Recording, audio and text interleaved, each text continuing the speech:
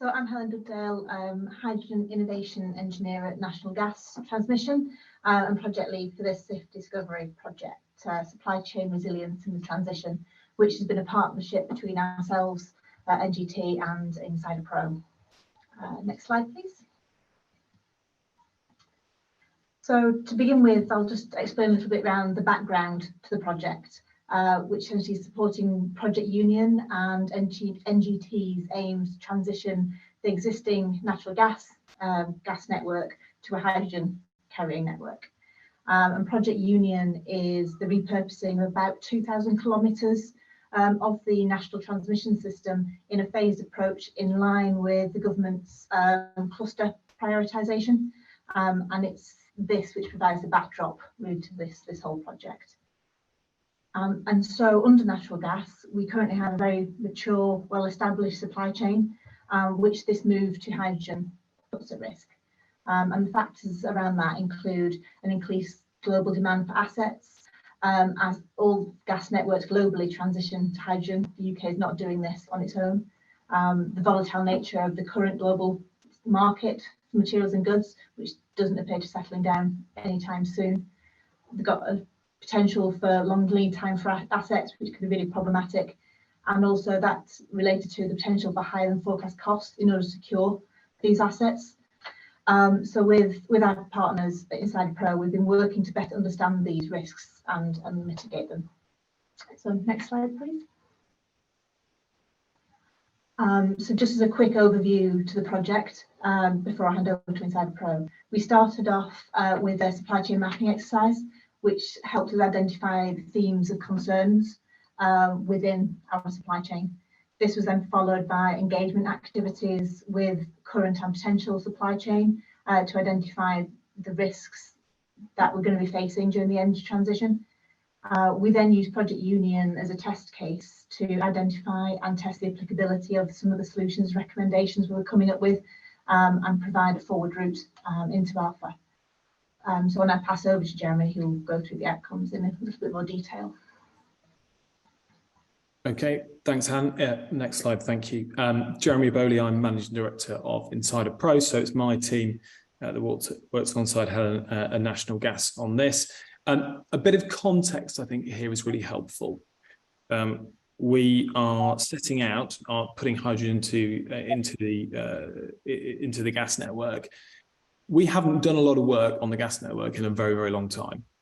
We know what we need to do. We need to design a new way of operating. We're not quite sure what that looks like, but there's a lot of work to do on that. We do know we need to install hydrogen-ready assets. So we know those assets are somewhat different from what we've currently got, similar in nature, but different in detail. We know we've got to change pipelines, and we know we've got to upgrade a lot of the kit, compressor stations, etc., along the way to work with hydrogen. That's an awful lot to do. In simple terms, that represents a somewhere between 5 and 10x increase on the work that we need to do on the network over what we would normally do in a year, just maintaining it and sort of managing upgrades. So it's an enormous uplift in terms of the scale of the challenge for National Gas. We've then got to do that against the context of all the stuff that you guys will be talking about today and that we know about the transition to a more sustainable world that we live in. So within, taking Western Europe as an example, we know that everybody else, all the other European countries, are going to do this at the same time. So we will not be the only people working on hydrogen. We know that there's got an awful lot of work around rail, smart cities, nuclear energy, electricity, all of those other things will change at the same time. And fundamentally, they pull on very, very similar, adjacent, or in sometimes the same supply chain. So for example, we need to do an awful lot of contracting work, sometimes digging holes in the ground, installing plant and equipment, all of those sorts of things, which fall back on a supply contractor network, which will be very, very similar to that used by all of those other places. So it's not just a lot of work to do, it's a lot of work to do in an environment where the suppliers are going to be very, very, very busy doing all these sorts of other things.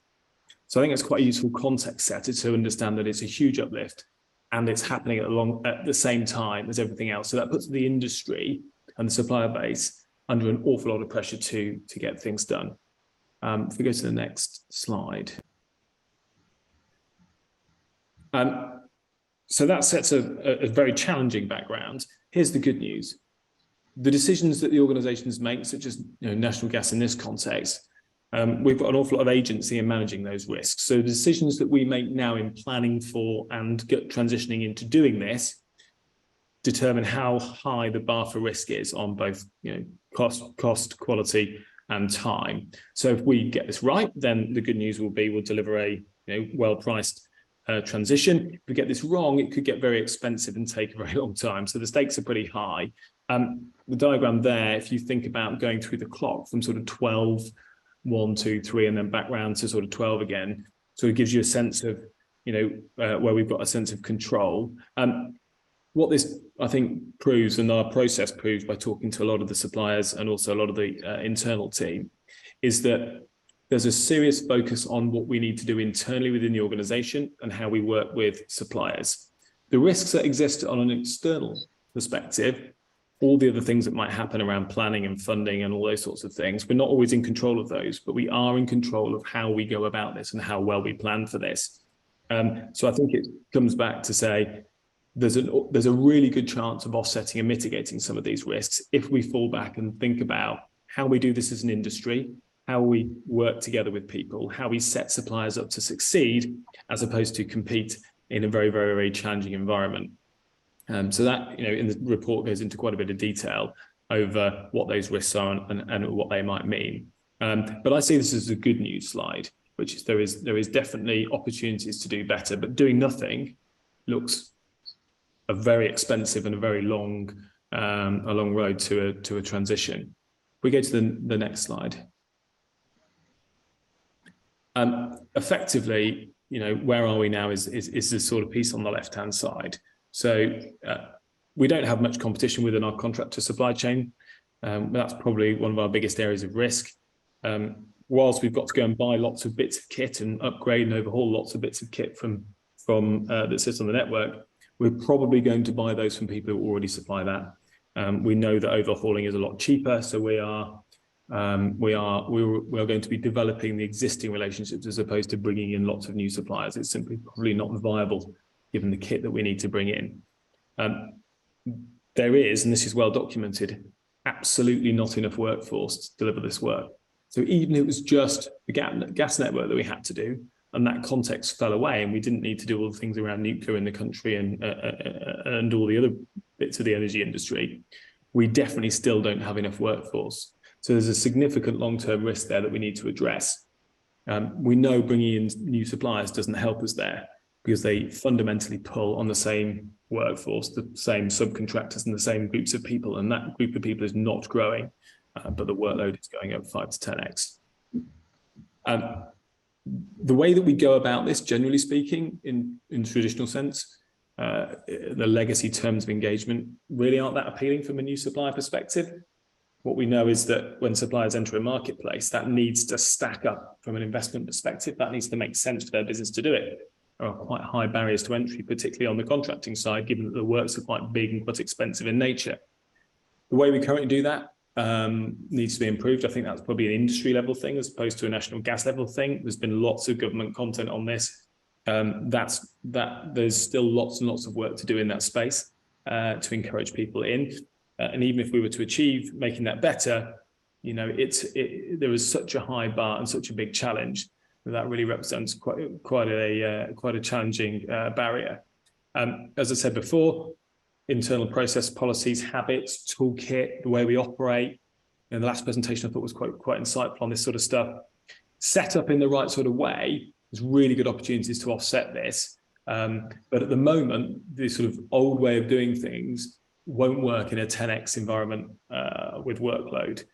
So that needs to be addressed and needs to be looked at. And we know that the traditional way of working, the sort of project tendering approach that we've seen over many, many years, doesn't work as well as long-term collaboration. We know it's expensive for suppliers. We know it's expensive for internal teams. We know it's clunky. We know that there's a risk with collaboration and that needs to be squared because we will very much need to collaborate with the supply chain to stand a good chance of delivering this.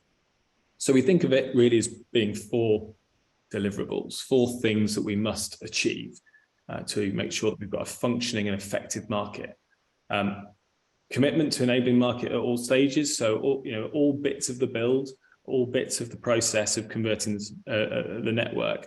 We need to make sure we've got effective competition. And that means that we need to find the things that get in the way and remove those barriers to effective competition. We need to be exposed to as few instances of very little choice of supply chain or very little choice of ways of doing things as quickly as possible. And that needs to be thought through really, really well and built off a collaborative fair basis.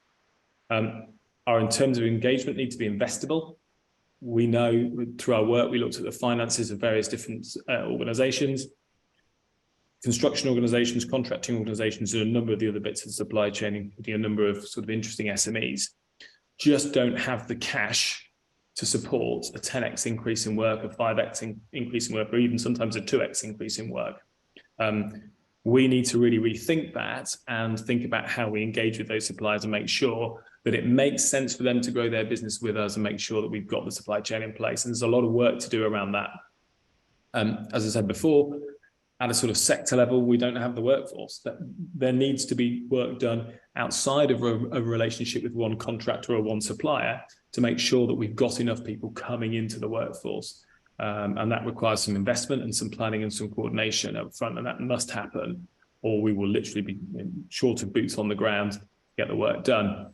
And the final bit really is really important one and often missed is we're going to probably have to think about how we operate with a regulator in order to make all of those things I've just talked about happen.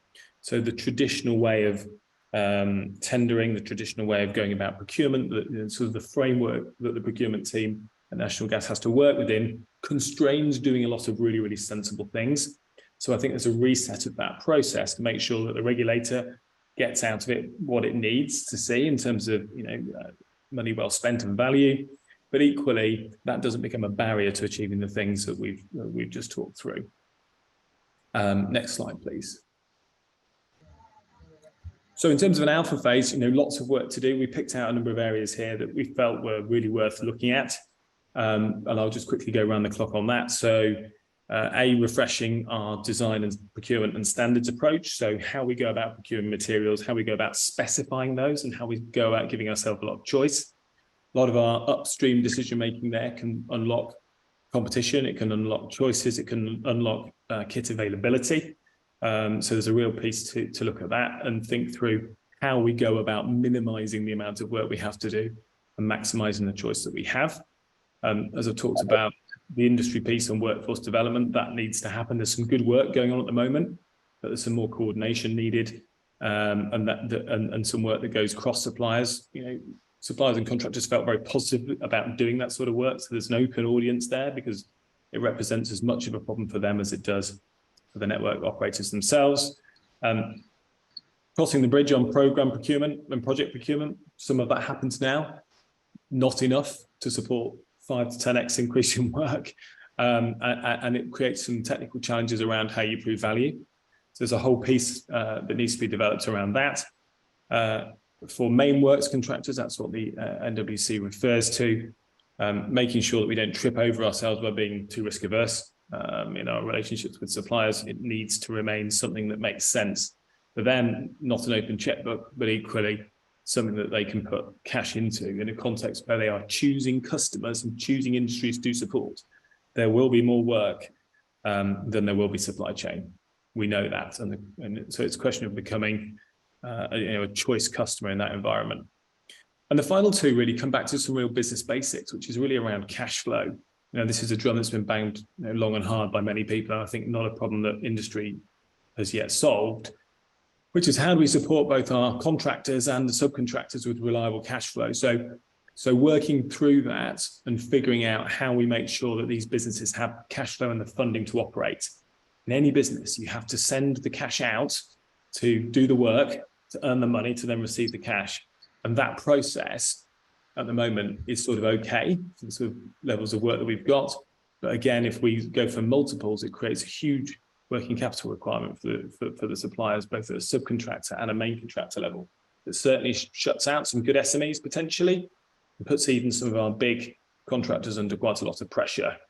These are tight markets. It's a challenging place to work in the best of times.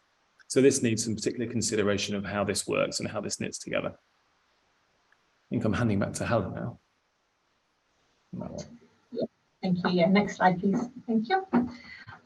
So having taken all of those outputs and potential recommendations for an alpha project, we've kind of pulled all that together and decided we've got a bit more agency to tackle the internal risks and things focused around that, and decided that should be kind of the focus and the basis of our kind of alpha application.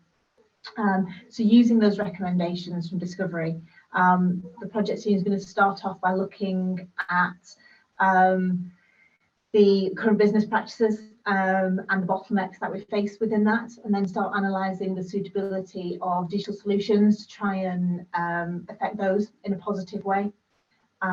We then want to assess those digital solutions alongside assessing the bottlenecks for their suitability for those digital solutions, and whether they're going to actually address the supply chain risks that I think they're going to do, and whether there's going to be any unintended consequences of doing that.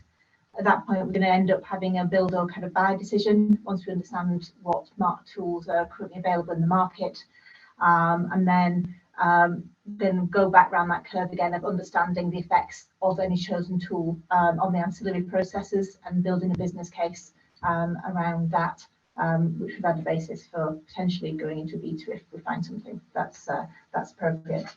And that all together pulls together with this theme for our alpha, which is going to be, can the digital tools provide solutions and improvements to our current procurement processes? Thank you. On to questions if there are any.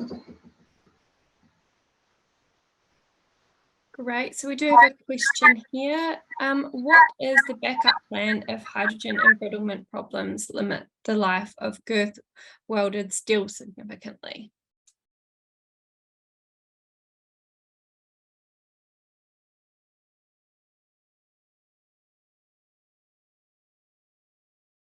Helen, I think you're on mute if you're answering that question. Sorry, I think I must have hit my space bar by mistake when I was moving things over. Yes, thanks, Jeremy.